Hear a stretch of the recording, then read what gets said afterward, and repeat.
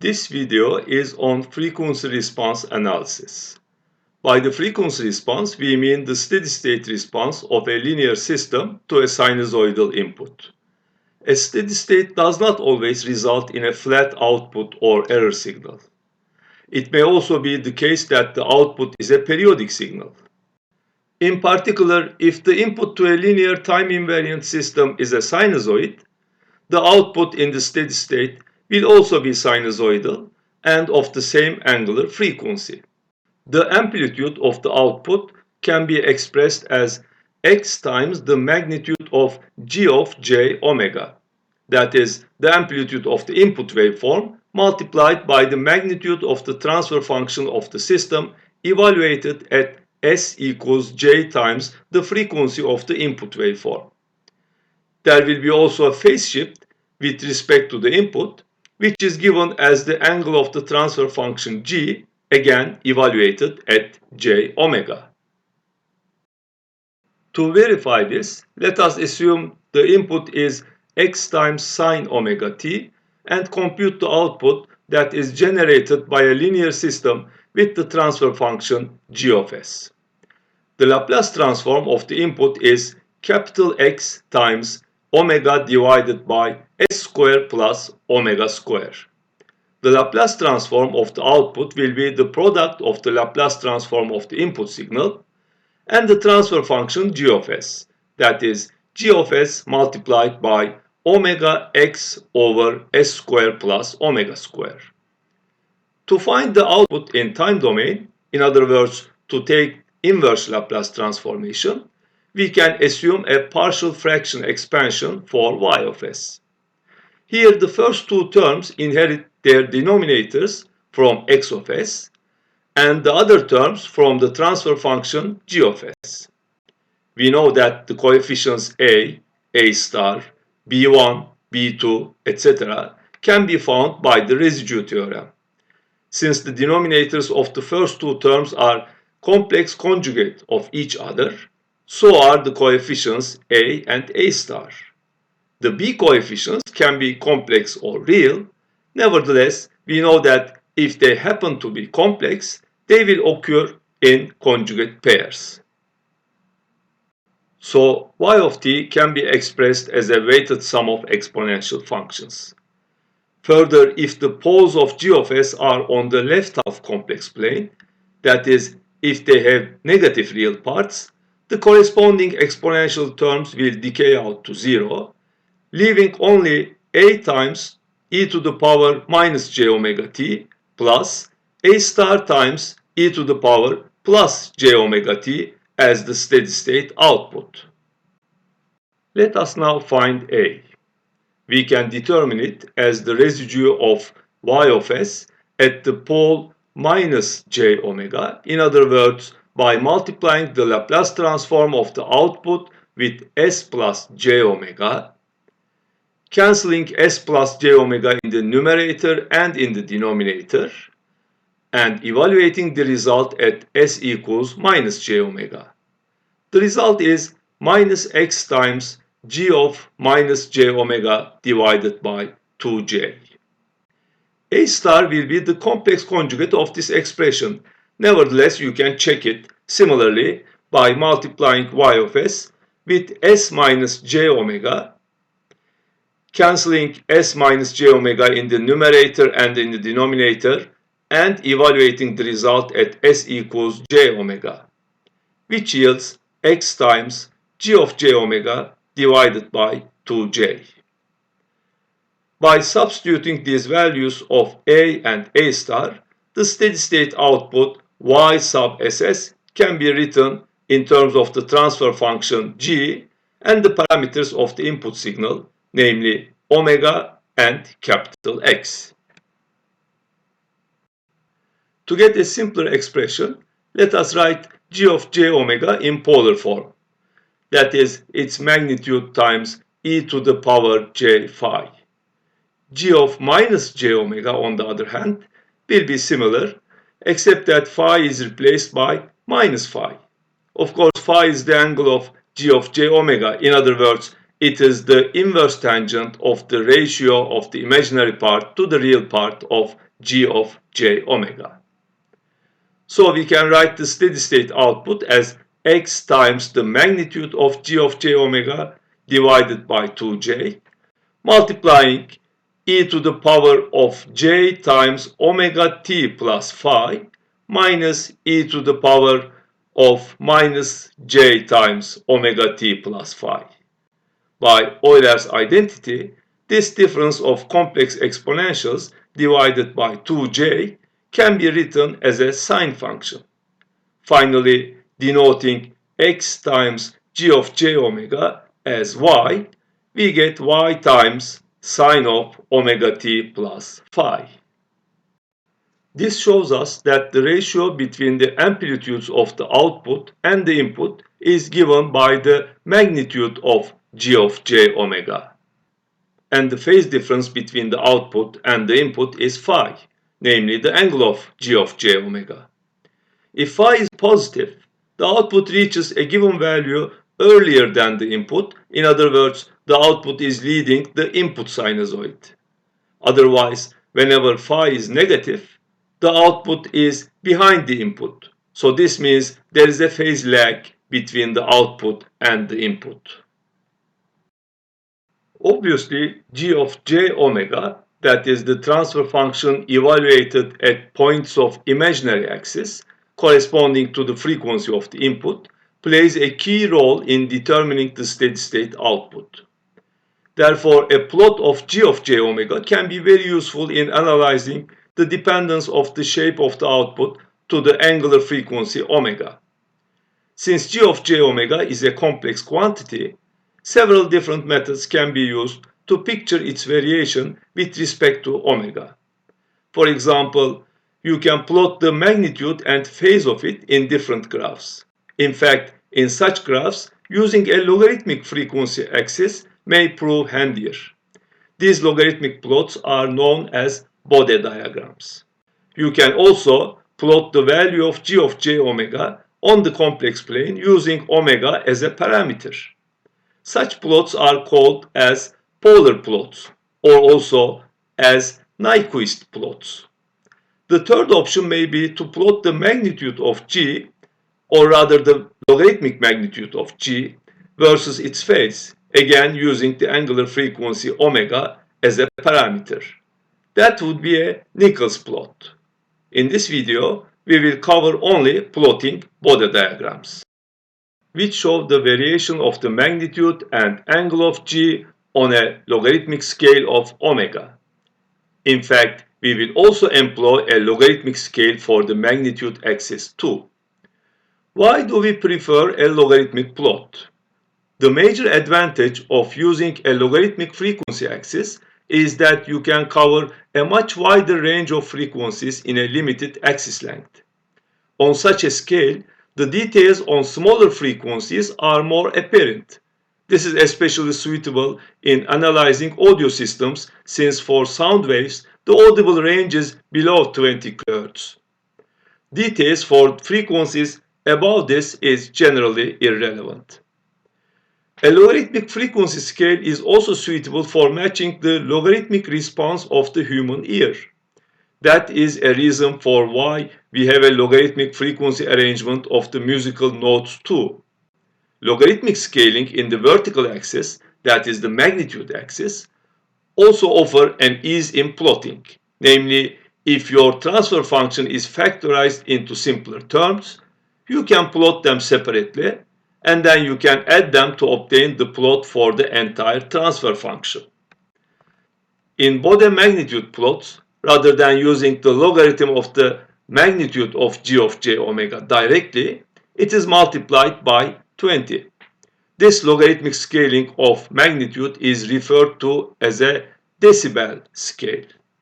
To find out how much difference in magnitude between the output and the input of a linear system 1 decibel corresponds, let us consider the power gain of the system. In electrical systems, where the input and output quantities are typically current or voltage, the power of these signals are proportional to the squares of them. Therefore, a generalized representation of the power gain at a certain frequency omega can be given as the ratio of the magnitude squares of the output and input signals. 1 bell as a unit of gain refers to the logarithm of the power gain. In other words, a gain of 1 bell means that the output power is 10 times larger than the input power. Bell is shortly denoted as capital B. Since the ratio of magnitude squares is the magnitude square of the ratio, the logarithmic power gain in bells can be represented as the logarithm of the magnitude square of the transfer function, or equivalently, twice the logarithm of the magnitude of it. Expressing the unit as decibel, that would be 20 times the logarithm of the magnitude of g of j omega. So to sum up, we can say that a gain of 20 decibels corresponds to a power amplification of 10 times from the input to the output of a linear time invariant system. To categorize the factors of a transfer function for which we can generate Bode plots in a somewhat simpler way, let us consider this rather generic example transfer function. Here we have real as well as complex conjugate poles and a real zero. We first factorize out the constant terms in each polynomial factor so that their constant terms become unity. Next, we replace s with j omega to obtain g of j omega. For the sake of simplicity, let us combine all multiplicative constants into a single one and call it capital K. You can also call 1 over z1 and 1 over p1 as t1 and t2 respectively. At this point, it seems that we can sort out 4 general types of terms that can be found in any transfer function. Constant gain factors, which we denote by k in this example. Terms like j omega or 1 over j omega, which you may call derivative or integral factors. First order factors appearing either in the numerator or the denominator. Quadratic factors, which can again be in the numerator or in the denominator. Since the logarithm of products can be expressed as sum of logarithms, we can plot the magnitude of such factors that constitute g of j omega and then add them to obtain a magnitude plot of g. Similar technique is applicable for phase plots since the angle of a product of complex numbers can be found as the sum of angles of each of them. Plots for constant gains are quite simple as they do not depend on omega.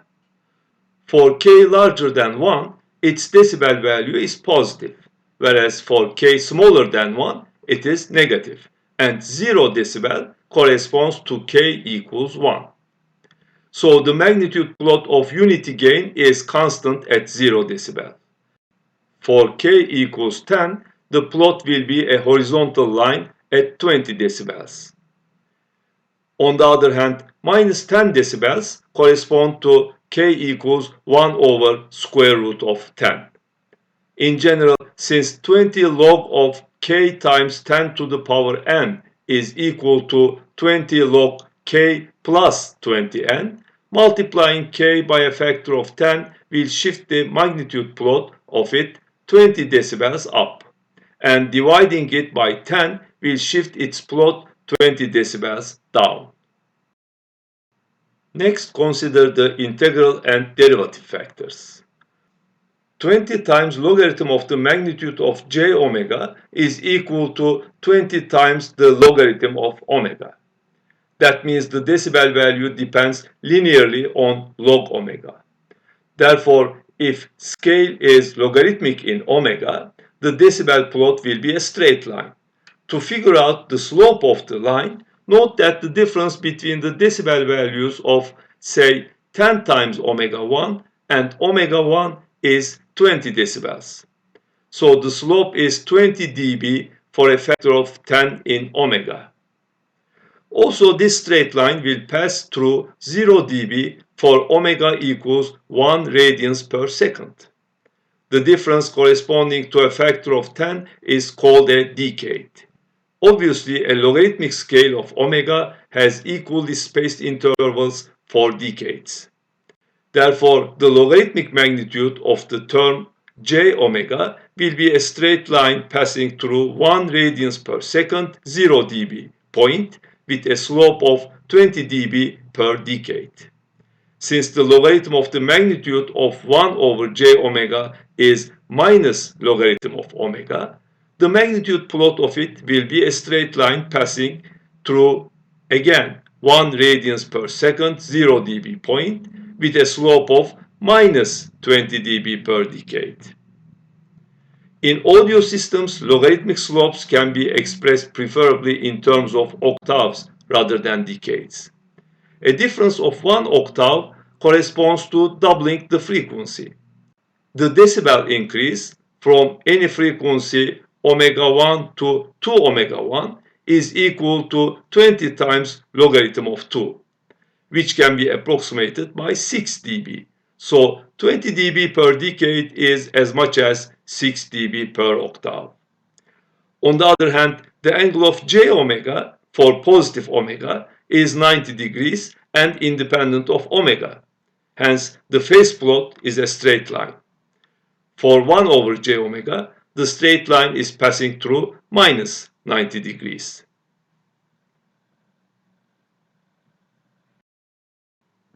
What about the first order factors? The decibel value for a term that corresponds to a pole of the transfer function at minus 1 over capital T is given as minus 20 times logarithm of 1 plus omega square t square in square root. For small values of omega, so small that omega square t square is negligible with respect to 1, this expression can be approximated by minus 20 logarithm of 1, that is 0 dB. For large values of omega, however, you can neglect 1. That means asymptotically the magnitude curve will be minus log of omega t. From our discussion about the Bode diagram of an integrator term, we know that this yields a straight line with a slope of minus 20 dB per decade. When omega equals 1 over t, that is omega t equals 1, we have minus 20 log square root of 2. This in turn can be approximated by minus 3 dB. On the other hand, the phase of such a first order term in the denominator will be minus the inverse tangent of omega t. So the phase plot has a shape of inverse tangent curve. As omega tends to 0, the phase is 0. For omega equals 1 over t, we have minus tangent inverse 1, that is minus 45 degrees. And as omega grows to infinity, phase approaches minus 90. For the first order terms in the numerator, this analysis will be similar. The only difference is that the negative signs we have in the expressions for decibel as well as phase values will be absent. So both the magnitude and phase plots can be obtained by reflecting the curves belonging to the denominator factors with respect to the frequency axis. Let us now convert this information we gathered about the Bode diagrams into graphs. First, the magnitude plots. The magnitude graph of 1 over 1 plus j omega t can be approximated by two asymptotes.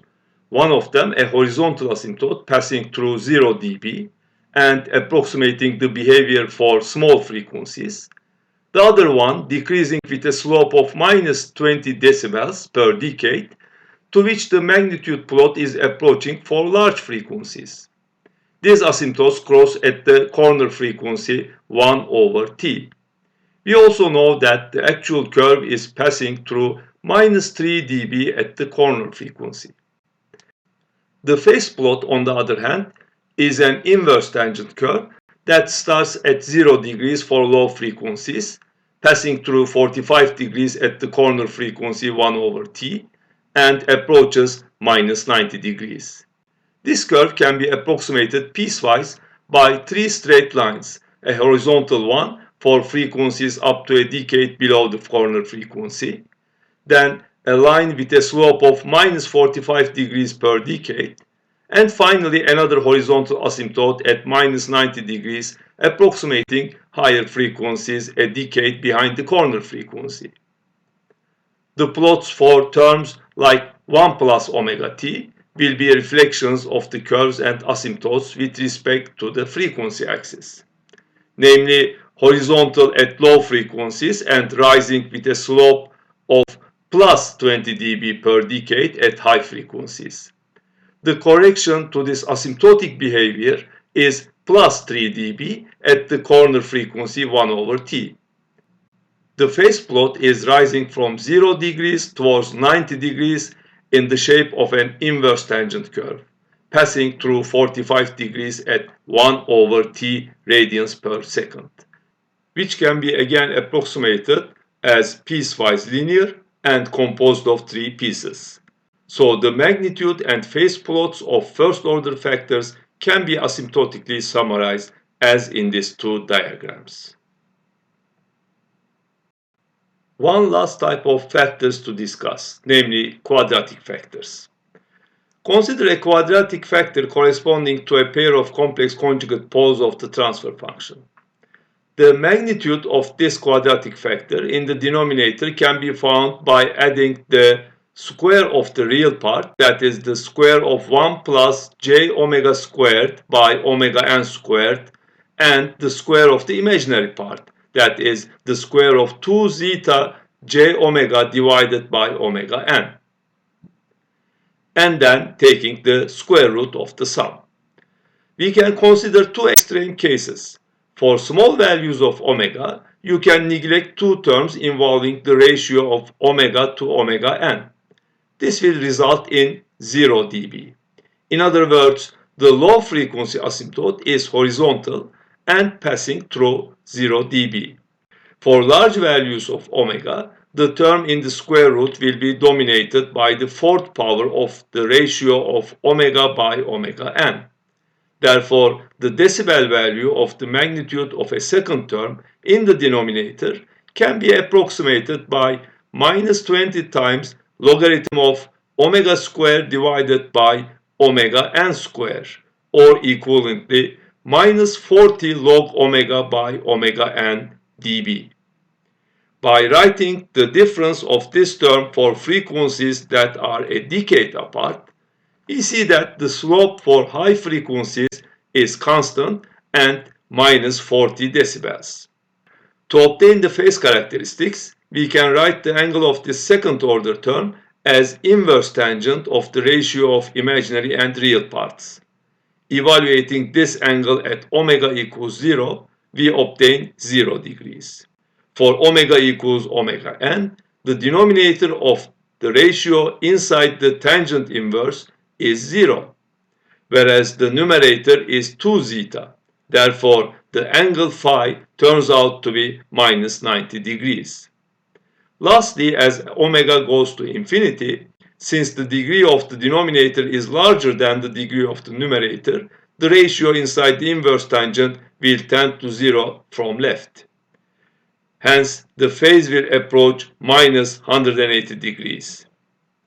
Now, using all this information, we can plot the magnitude and phase Bode plots of such second-order terms. Let's start with the magnitude plot. For low frequencies, the asymptote is horizontal at 0 dB level. For high frequencies, we have a minus 40 dB per decade slope. The corner frequency is omega n, which we denote also as 1 over t. The correction for the actual curve around the corner frequency will this time depend on the value of zeta. For zeta equals 1, the quadratic term would be the exact square of a first-order term. Therefore, we can conclude that the correction for this case is 2 times 3, that is 6 decibels. For lower values of zeta, the actual magnitude curve will move up around the corner frequency.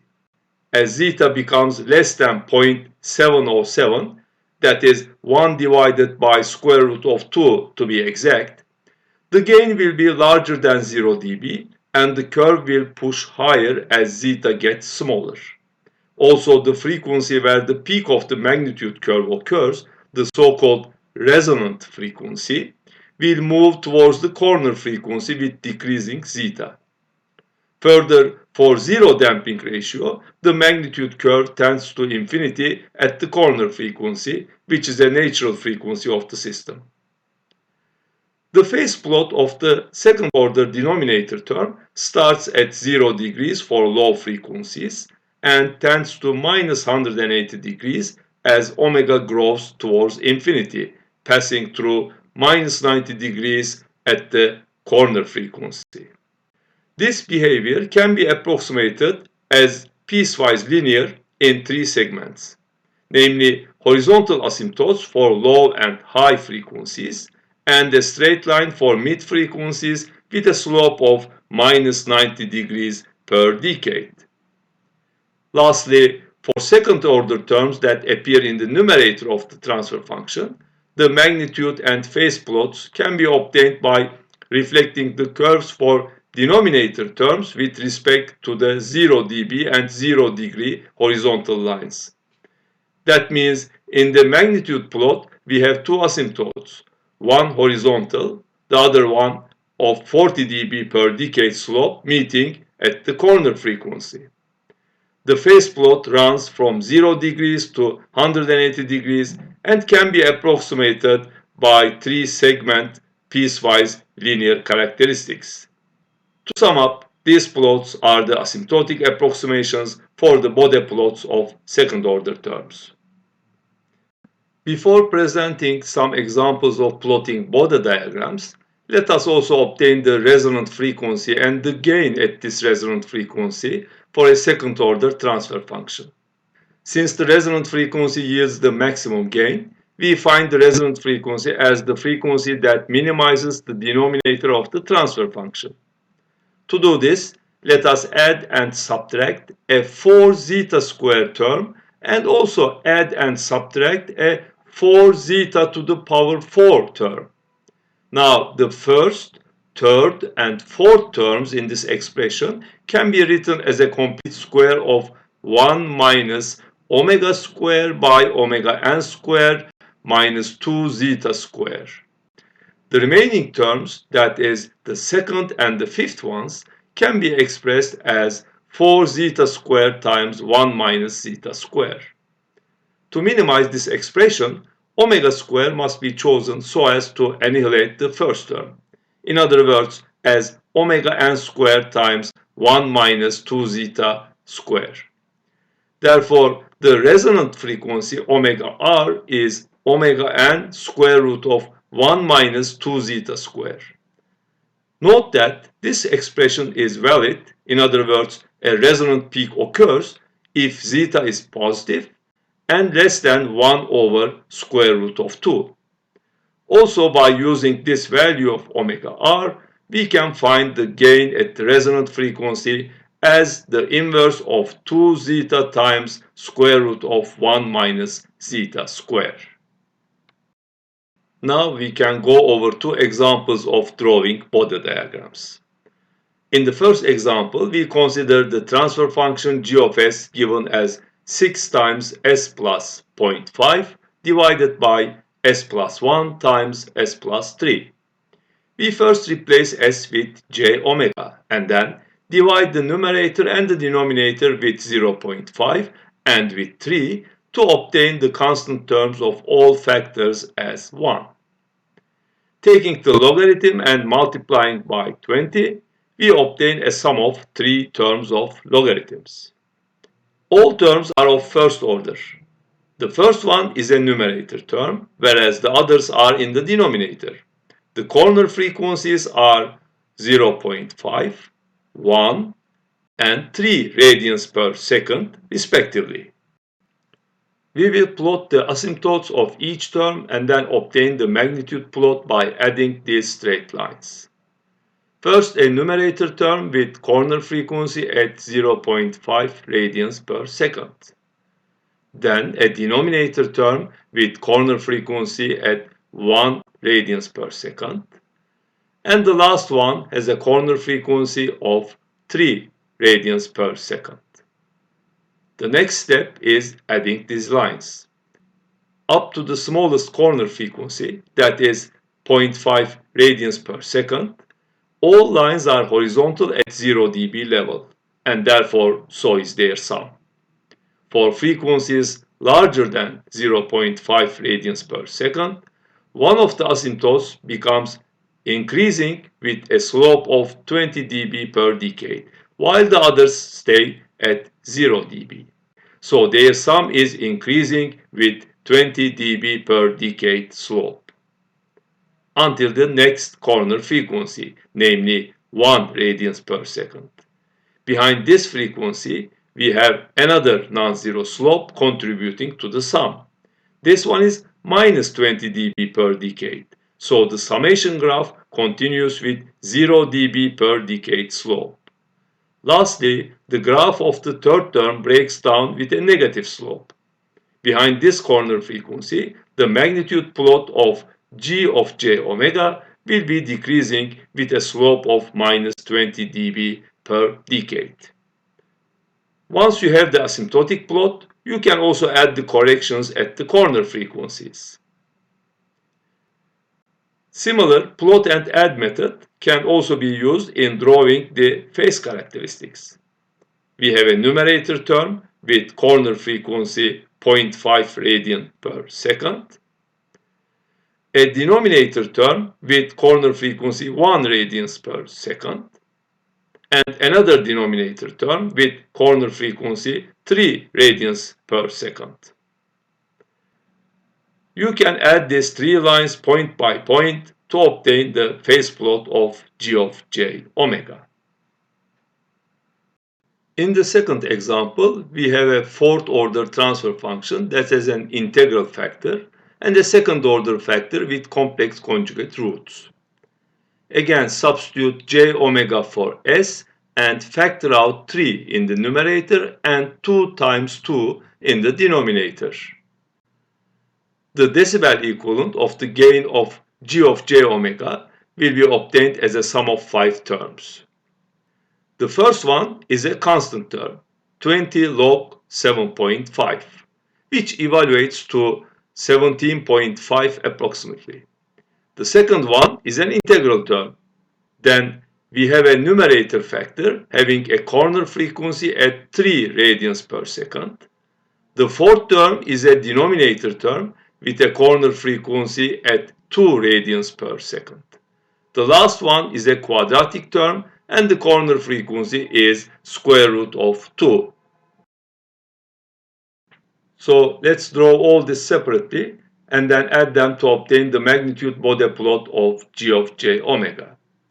A horizontal line running at the level of 17.5 decibels for the constant gain.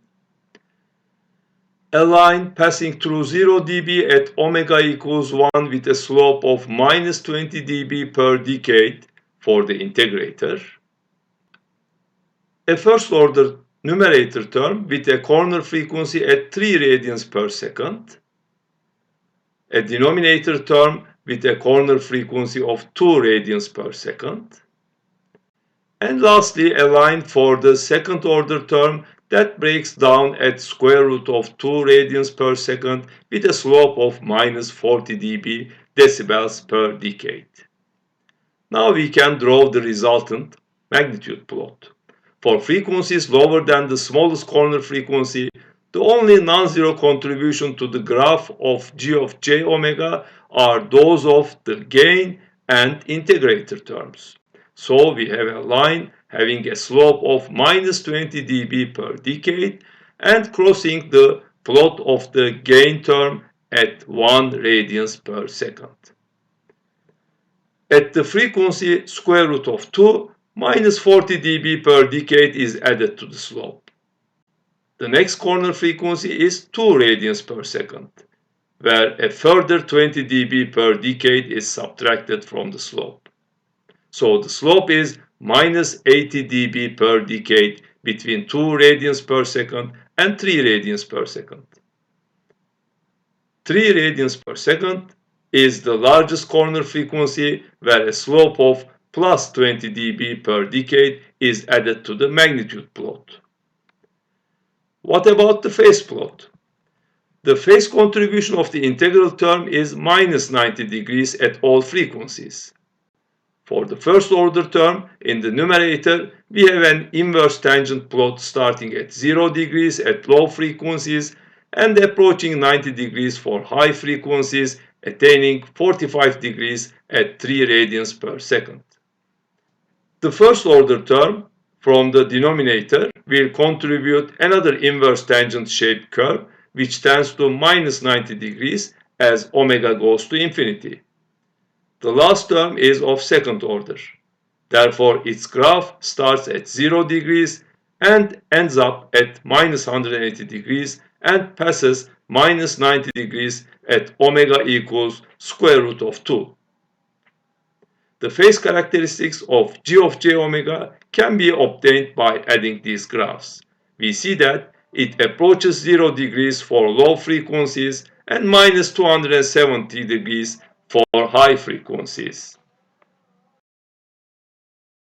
Up to now, the discussion was upon depicting the frequency response whenever a transfer function is given. Now, let us turn our attention to the inverse problem, that is, obtaining the transfer function from a given Bode diagram. This problem is relevant in frequency domain modeling. The idea is to obtain the magnitude response of the system for which you want to find a transfer function description by applying signals at various frequencies at its input and measuring the corresponding outputs. Computing the decibel values of the input-output amplitude ratios, you can obtain an experimental frequency response curve. The next step is to fit a piecewise linear approximation to the actual values, where each segment has a slope that are multiples of plus or minus 20 decibels per decade. In this way, the magnitude graph can be expressed as the sum of plots corresponding to first or second order factors. Once you determine your corner frequencies, you can use them to write your transfer function. In this example, we have a first order denominator and numerator terms with corner frequencies omega 1 and omega 2 respectively. So we can express 20 log magnitude of g of j omega as 20 log magnitude 1 plus j omega t2 divided by 1 plus j omega t1, where t1 and t2 are inverses of omega 1 and omega 2. Replacing j omega with s, you can obtain the transfer function g of s. Or rather, a transfer function g of s, because this transfer function that has a pole at minus 1 over t1 and a 0 at minus 1 over t2 is not the only transfer function which can generate this magnitude plot. Note that 1 plus j omega t2 and 1 minus j omega t2 are equal in magnitude. Therefore, you can also write the numerator of g of s as s minus 1 over t2. That means we have two candidate transfer functions, g1 and g2, to model our linear time invariant system. Which one should we choose? The answer is hidden in the phase characteristics. The phase of g1 is inverse tangent omega t2 minus inverse tangent omega t1, which yields 0 degrees for low as well as high frequencies. On the other hand, the phase of G2 is also 0 degrees at 0 radians per second. Nevertheless, since the contribution of the numerator term to the phase is negative, it drops down to minus 180 degrees at high frequencies. This simple example hints to the fact that the zeros with positive real values can cause extra phase shifts at the output. In fact, transfer functions with neither poles nor zeros on the right half complex plane are called minimum phase, whereas transfer functions having poles or zeros on the right half plane are called non-minimum phase. We can also conclude some simple facts about how the slope of the magnitude plot and phase at high frequencies are related to the number of poles and zeros. We know that each zero contributes 20 dB per decade to the slope of the magnitude plot at the corner frequency, and each pole subtracts 20 dB per decade.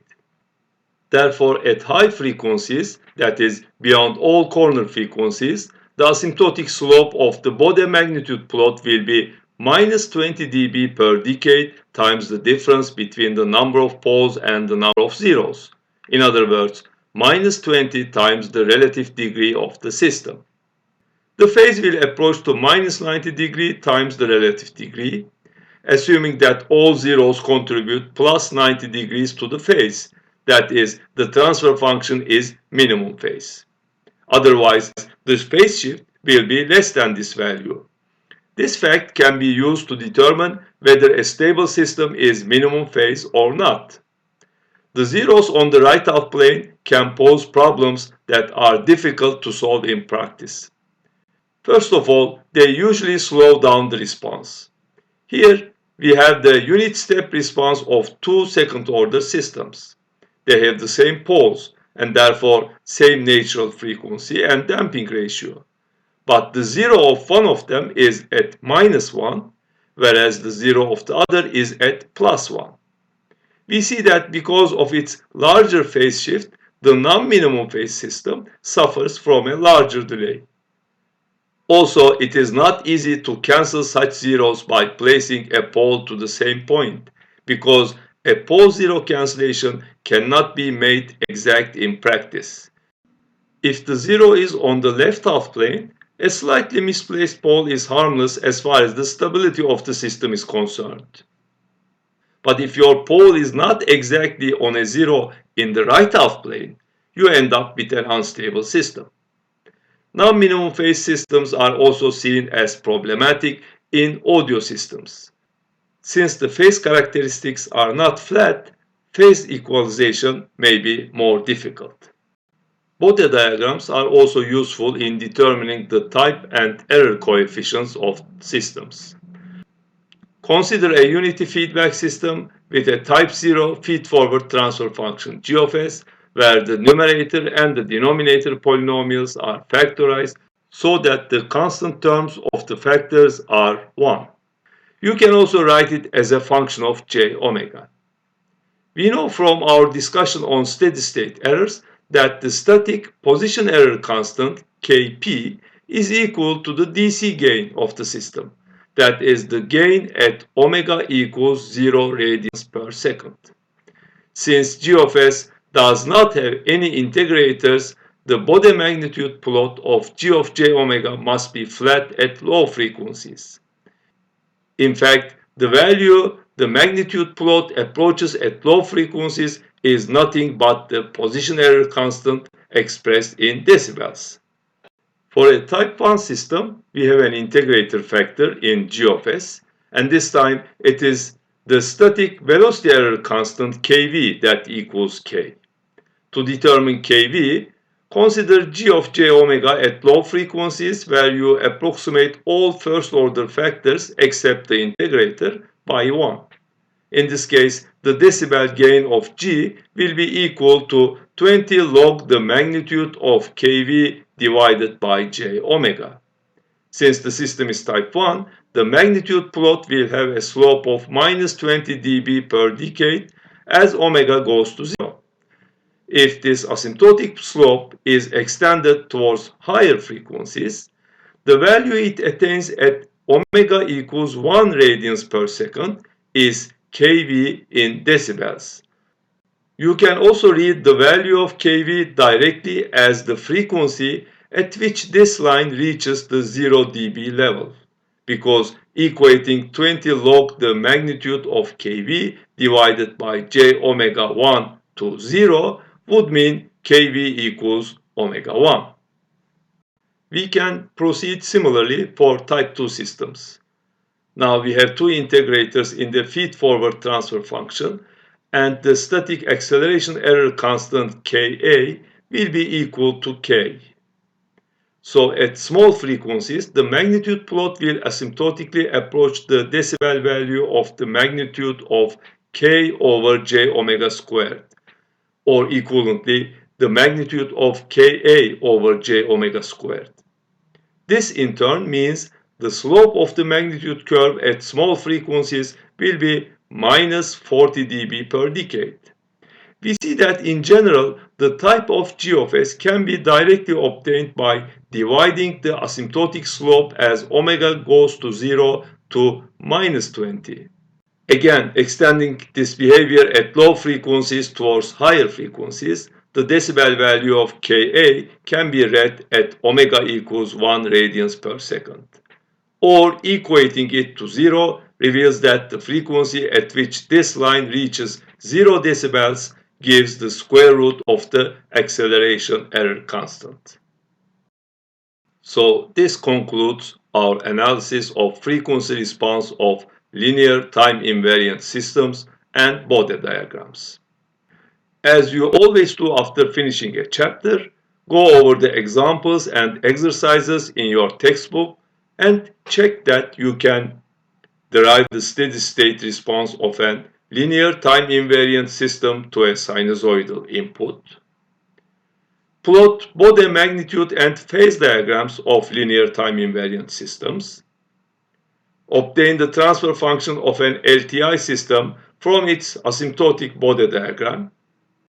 Determine the type and error constants of a system from its asymptotic Bode diagram.